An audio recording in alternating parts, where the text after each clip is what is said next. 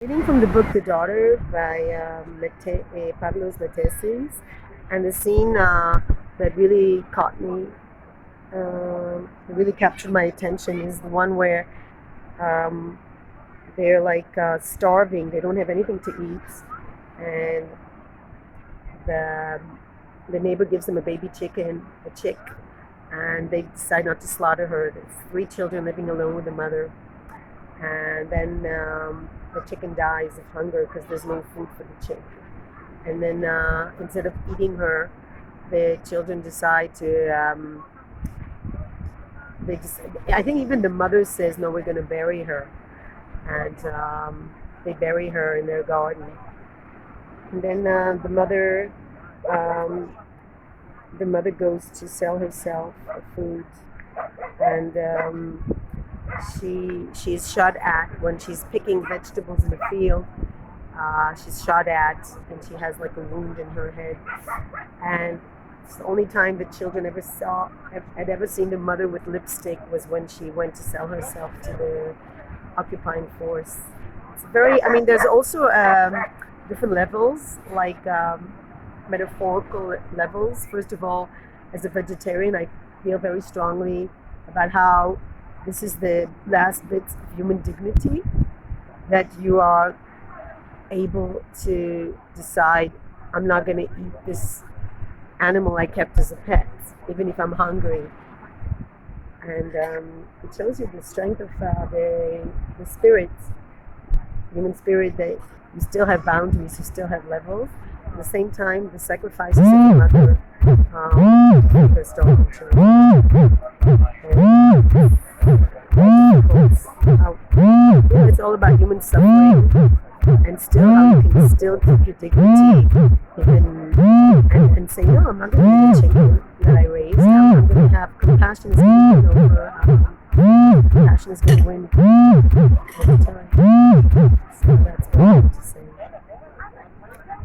Because it's not easy times for a lot of people. I think it's really important that people know that they can still keep their human dignity and be kind. And kindness should overcome compassion.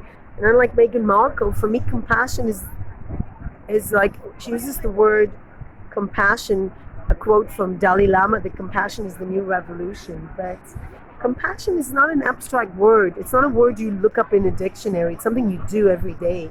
It's something you do through action, through karma, another Buddhist concept. And if you just sit in a villa in LA, you sit on your ass in a villa, and you don't even pay rent, and you get £2 million from the British taxpayers, and then you tell people to go out to the streets and fight for equality, when you're absolutely the epitome of inequality, because you married somebody from so-called royalty, so that means the taxpayers have to pay money.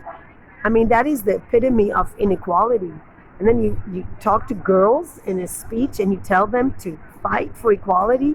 Well, you married and you used every man you've ever married, like this is the second man, in order to promote yourself. How are you a role model for girls? First you use your father and you disconnect from him in old age. Then you marry a man and then you disconnect from him when you no longer need him. And then you marry Prince Harry and you disconnect him from his family and everything, all his jobs, everything that had any meaning, his duty, like all the duties he had to do, whether it's military or helping people. And then you squat in a villa, like $12 million villa for free. Don't pay rent, don't pay utilities, don't pay shit. And then you copyright your speech, which is made up of nonsense, because it actually is nothing to do with your life, because you've never actually worked for people. You call yourself a humanitarian, but you go to Africa and you talk about yourself and how difficult it is for you in the media, the British media, speaking badly of you. When you're in Africa, where people don't have enough to eat and girls undergo terrible torture and abuse, and instead of speaking